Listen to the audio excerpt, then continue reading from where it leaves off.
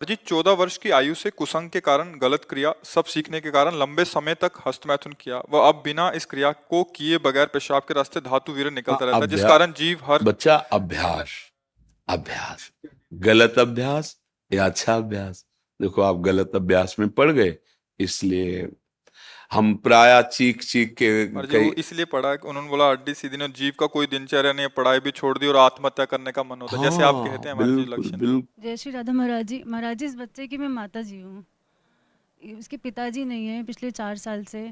तो ये बच्चा, इसका इलाज भी चल रहा है दिल्ली एम्स से। तो डॉक्टर्स ने मना कर दिया कि हमारे पास ट्रीटमेंट नहीं बचा है। वो इसको करंट के ऑर्डर्स कर दिए थे। ये बातें तो हम चीख चीख के पहले से बोल रहे हैं, जबकि हम तो भगवत मार्ग के पति की इस गंदी वार्ता को क्यों हम सुने, क्यों बोले।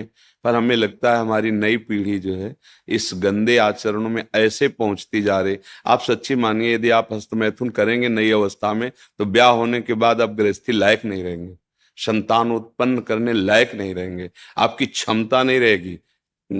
अब देखो, कह रहे हैं ना, बिना किसी कारण के वीरपात हो। महाराज जी, हाँ, बिना बात के डर लगता है, घबराहट। बच्चा, सारा खेल उसी का है।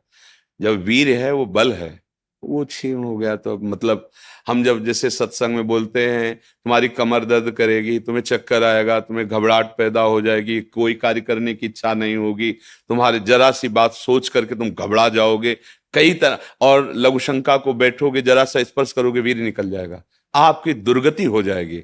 तो हम ऐसे थोड़ी बोल रहे हैं। महाराज जी, जिंदगी जीने का बिल्कुल जीवन जीने का मन नहीं हाँ, महाराज जी। लेकिन अगर आप हमारी बात मानो तो अभी कुछ नहीं बिगड़ा है, सब ठीक हो जाएगा। आप अच्छे आदमी बन सकते हो, आप स्वस्थ बन सकते हो, क्योंकि अभी आप में इतना आत्मबल है कि अपनी कमी को समाज में कह दिया। देखो, अगर बहुत वैसे सोचो ना तो हिम्मत नहीं पड़ेगी ये बात कहने, क्योंकि गंदा आचरण है ना। लेकिन तुम्हारे अंदर अभी आत्मबल है, तुम अभी सुधर सकते हो।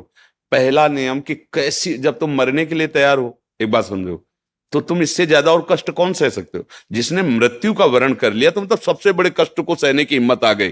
तो तुम हस्त मैथुन के लिए अपने हाथों को संयम में रखो। दूसरी बात, थोड़ा सा चलना फिरना, व्यायाम, ऐसा कुछ शारीरिक करो जिससे श्रम हो। अगर तुम्हारे शरीर में थोड़ी भी सामर्थ्य है तो सुबह सुबह जैसे ब्रह्म मुहूर्त 4 बजे उठो। इसके साथ अब राधा नाम जप करो। थोड़ा सत्संग सुनने का समय रखो, 20 मिनट 30 मिनट सत्संग सुनो और उठते बैठते चलते फिरते राधा राधा राधा राधा। केवल व्यायाम बुद्धि को शुद्ध नहीं करेगा, वो तो शरीर को पुष्ट करता है, लेकिन जो आपकी स्मृति में बैठ गया है कि जनेंद्रिय जनित सुख, उसको हटाने के लिए तो नाम ही है, दूसरा कोई बल नहीं है। महाराज जी, अब कोई गंदी चीज नहीं सोचता, मैं बिल्कुल माइंड प्योर है मेरा। जो गंदे अभ्यास में नहीं है उनका मन अब परेशान करता है। फिर तुम ऐसे सिद्ध हो गए कि तुम्हारा मन स्मृति सुन, फिर परेशानी क्या, मरना क्यों चाहते हो। नहीं महाराज जी, मेरा वो वीर्य निकलता है पेशाब से। फिर मतलब क्या रहेगा, जब स्मृति शांत है तो वीर क्यों निकलता है। अभी तुम बच्चे हो, समझ नहीं पा रहे जो हम कहना चाहते हैं।